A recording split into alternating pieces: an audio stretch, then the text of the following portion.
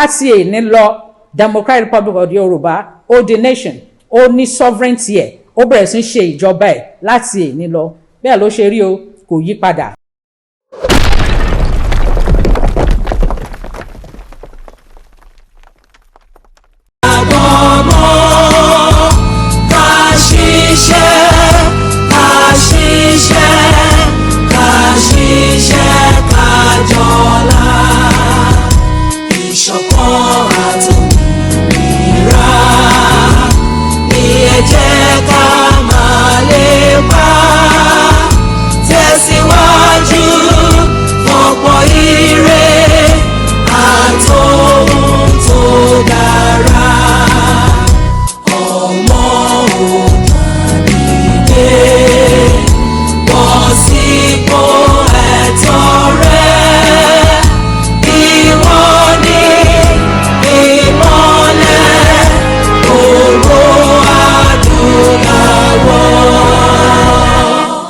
ọ̀dọ́ dẹ̀ ni so èèyàn mélòó ló fẹ́ ṣerú ẹ̀ bó sacrifice fún rẹ̀ pé òun á ṣe pé òun ò ní gbé gbàbò mọ́ but òun á ṣe olórí adélé kí gbogbo ẹ̀ lè lọ déédé kó lè lọ létòlétò fáwọn indigenous people ni wá sovereign people ni wá ethnic nationalist ni wá wípé ká kúrò nílẹ̀ Nàìjíríà a dẹ̀ ti kúrò ní November 2022 ní èní tó jẹ́ ọjọ́ 12 oṣù kẹrin 2024 ìyẹn jẹ́ April 12th 2024 ìpè ní èní pé ká kúrò pé ayé sọlẹ̀ sórí ìsọmi tí ò rí pẹ̀lú agbára tọ́lọ́run fi ta sọ́mọ̀ bí ẹni taṣọ pẹ̀lú agbára tọ́lọ́run fi dá ọ̀run méje lẹ̀ méje ayé àti ogun tó wà nú ẹ̀ pátápátá tó ní ohun òṣùpá ìràwọ̀ kó máa ṣe ìmọ́lẹ̀ ayé òkúta iyebíye kó máa ṣe ìmọ́lẹ̀ ìsàlẹ̀ èmi mo Dupe Onitiri Abíọ́lá mo proclaim sovereignty Democratic Republic of the Yoruba ní èní ọjọ́ Jímọ̀ ọjọ́ 12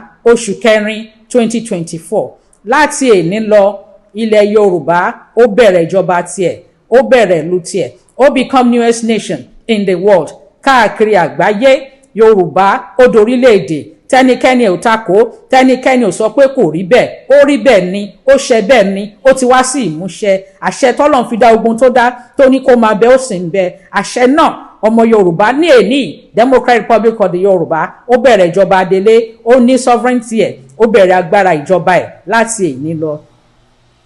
èmi mo Dupe Onitiri Abíọ́lá mo tún sọ lẹ́ẹ̀kan sí ọmọ Yorùbá indigenous Yorùbá descent ni mí ọmọ Yorùbá ni mí opó olóògbé MKO Abíọ́lá ni mí ọmọ Onítìrí Èkó ni mí pẹ̀lú àtìlẹ́yìn Ọlọ́run pẹ̀lú agbára tọ́lọ́run fi ń jẹ́ èmi ni pẹ̀lú agbára tọ́lọ́run fi ń jẹ́ àìkú pẹ̀lú agbára tọ́lọ́run fi ń jẹ́ àìrí pẹ̀lú agbára tọ́lọ́run fi ń jẹ́ àìní ìpẹ̀kun pẹ̀lú agbára tọ́lọ́run fi ń jẹ́ àìní òpin pẹ̀lú agbára ìyìn ògo ọlá Ọlọ́run ní èní mo proclaim ilẹ̀ Yorùbá mo issue proclamation notification publication annunciation pronunciation sovereignty Democratic Republic of the Yoruba láti èní lọ Democratic Republic of the Yoruba ó di nation ó ní sovereignty ẹ̀ ó bẹ̀rẹ̀ sí ṣe ìjọba ẹ̀ láti èní lọ bẹ́ẹ̀ ló ṣe rí o kò yí padà àwa sọ pé gbogbo orílẹ̀-èdè káàkiri àgbáyé wípé kán mọ̀ wípé Democratic Republic of the Yoruba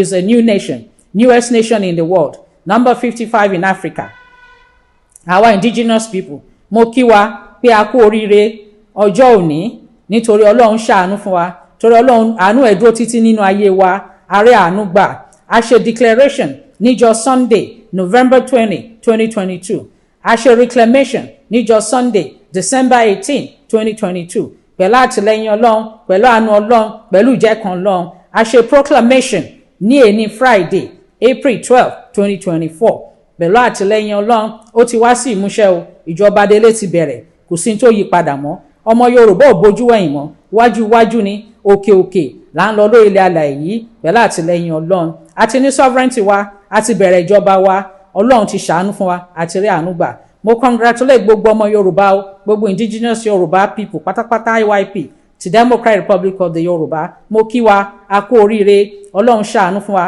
àárẹ̀ àánú gbà ká máa ran Ọlọ́run nígbà gbogbo ká máa fọpẹ́ ká máa fìyìn fọ́lọ́run gbogbo ìgbà tá a bá ti ń rí àwọn nǹkan tó dáa tọ́lọ́run ṣe fún wa ẹ jẹ́ ká máa yin Ọlọ́run ká máa fọpẹ́ fún Ọlọ́run ní gbogbo ìgbà ṣẹlá ọmọ Yorùbá IYP àǹfààní tó pọ̀ gan-an a máa bẹ̀rẹ̀ sí rí ní kíákíá oríṣiríṣi oore nǹkan tó dáa.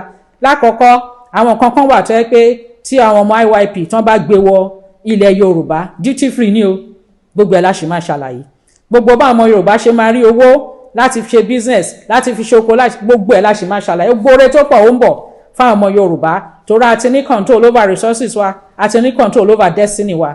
Pẹ̀lú àtìlẹ́yìn Ọlọ́run a pé gbogbo ìlú lágbàáyé kí wọ́n mọ̀ wípé Yorùbá ó ti di Democratic Republic of the Yorùbá, the newest nation in the world, àti dorílẹ̀-èdè o. So long live IYP, long live DIY, Democratic Republic of the Yorùbá. Kọ́lọ́run kó bless, kọ́lọ́run kó ṣàánú orílẹ̀-èdè Yorùbá tiwantiwa. God bless Democratic Republic of the Yorùbá. God bless indigenous Yoruba people. Ẹ ṣé mo dúpẹ́. Thank you. God bless.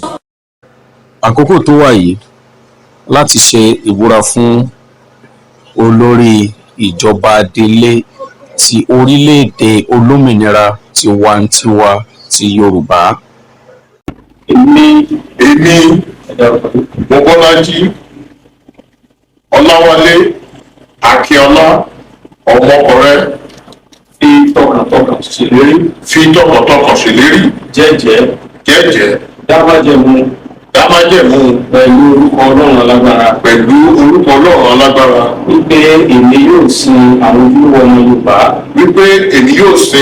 ojúlówó ọmọ Yorùbá ti orílẹ̀-èdè Yorùbá olómìnira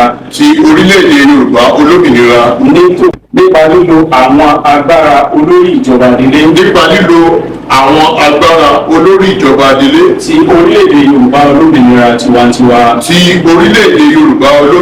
tiwantiwa èmi yóò olóòótọ́ sí orílẹ̀-èdè Yorùbá olómìnira tiwantiwa àti àwọn ojúlówó ọmọ Yorùbá lápapọ̀ èmi yóò sì fi tọkàntọkàn ṣe àwọn iṣẹ́ àti ojúṣe fún àwọn ojúlówó ọmọ Yorùbá lápapọ̀. Ẹ̀tọ́ àwọn ojúlówó ọmọ Yorùbá lápapọ̀ ni yóò máa jẹ́ ìtọ̀nà sí ìṣiṣẹ́ mi àti ìṣe mi. Yorùbá ni àkọ́kọ́. Èmi yóò jẹ́ olódodo sí àwọn àgbékalẹ̀ mímọ́ ètò ìṣèjọba ti orílẹ̀-èdè Yorùbá olómìnira tiwantiwa. Èmi yóò sì dáàbò bo ìdáǹdè orílẹ̀-èdè Yorùbá olómìnira tiwantiwa. Òmìnira rẹ̀ àti àwọn agbègbè rẹ̀. Èmi yóò sì dáàbò bo àwọn ẹ̀mí. Àwọn ohun ìní. Ìtúsílẹ̀. Àwọn ohun àmúṣọrọ̀. Ògo. Àjogúnbá. Àṣà. Ìtàn. Èdè. Ìdánimọ̀. Àti ilẹ̀ babańlá ojúlówó ọmọ Yorùbá lápapọ̀. Èmi yóò ṣe ìgbélárugẹ àwọn ìrànlọ́wọ́. Àti ààbò àwọn ènìyàn. Èmi yóò sì ṣe ètò ààbò. Tó péye fún orílẹ̀-èdè Yorùbá olómìnira tiwantiwa. Mo sì tún ṣe ìlérí wípé èmi kò ní dalẹ̀ ìgbàgbọ́ tí àwọn ènìyàn mi ní sí mi. Tí mo bá da májẹ̀mú tí mo dá lónìí. Èmi ti ṣetán láti fa ara mi kalẹ̀. Fún ìjìyà tó nípọn. Láti ọwọ́ orílẹ̀-èdè mi Yorùbá. Èyí ni májẹ̀mú mi. Kí Ọlọ́run kí ó ràn mí lọ́wọ́. Ní báyìí a máa tẹ́tí sílẹ̀ fún ọ̀rọ̀ àkọ́sọ olórí ìjọba adelé ti orílẹ̀-èdè Yorùbá olómìnira tiwantiwa. Ọjọ́ Ẹtì oṣù kẹrin ọjọ́ 12 ẹgbẹ̀rún ọdún 2023 ọjọ́ ọ̀rọ̀ adelé tó dúró lórí àánú Ọlọ́run. Mo kí gbogbo ọmọ nílẹ̀ Yorùbá IYP káàkiri gbogbo àgbáyé. Orúkọ tèmi ni Bọ́lájí Ọláwálé Akíọlá Ọmọkọrẹ. Mo kí yín wípé ẹ kú oríire gbogbo ẹ̀yin ọmọ nílẹ̀ Yorùbá IYP. torí pé ìjọba orílẹ̀-èdè olómìnira Yorùbá DRY ti fi ẹsẹ̀ múlẹ̀, ó sì ti wọlé, ó sì ti dé. Ẹ bẹ̀rẹ̀ sí ní máa yọ̀ nítorí pé òní tó jẹ́ ọjọ́ Ẹtì oṣù kẹrin ọjọ́ kejìlá ẹgbẹ̀rún ọdún méjì àti ẹ̀kẹrìnlélógún ni ó wọlé dé. Gbogbo ẹnikẹ́ni wa ní láti mọ̀ wípé ilẹ̀ àwọn baba ńlá wa ilẹ̀ wa ni. A sì ti ṣetán láti gbóhùn ìní wa láti òní yìí títí ayé máa fi parẹ́. Ní báyìí tí ìjọba adélé ti wọlé dé láti sin àwọn ọmọ nílẹ̀ Yorùbá IYP ti orílẹ̀-èdè olómìnira Yorùbá DRY, àǹfààní máa wà lóríṣiríṣi tí a máa ṣe ìfilọ́lẹ̀ rẹ̀. Àsìkò wọn ti tó láti máa bẹ̀rẹ̀ sí ní jẹ̀gbádùn ìbùkún tabua, àlùmọ́nì ohun èlò ilẹ̀, ọrọ̀ àdáyébá àti àwọn òṣìṣẹ́ onímọ̀ ènìyàn tí Ọlọ́run alágbára jùlọ fi bùkún wa lọ́pọ̀ yanturu lórí ilẹ̀ àwọn baba ńlá wa. Níwáyìí, gbogbo ilé ẹ̀kọ́ gbogbogbò àti ilé ẹ̀kọ́ aládàáni bẹ̀rẹ̀ láti alákọ̀ọ́bẹ̀rẹ̀ títí ó fi lọ dé ilé ẹ̀kọ́ ìmọ̀ ẹ̀rọ tó tún fi dé ilé ẹ̀kọ́ gíga ìgboyà àkọ́kọ́ tó wà ní gbogbo olú ìlú méjèèje ti orílẹ̀-èdè olómìnira Yorùbá DRY ni a ti tìpa láti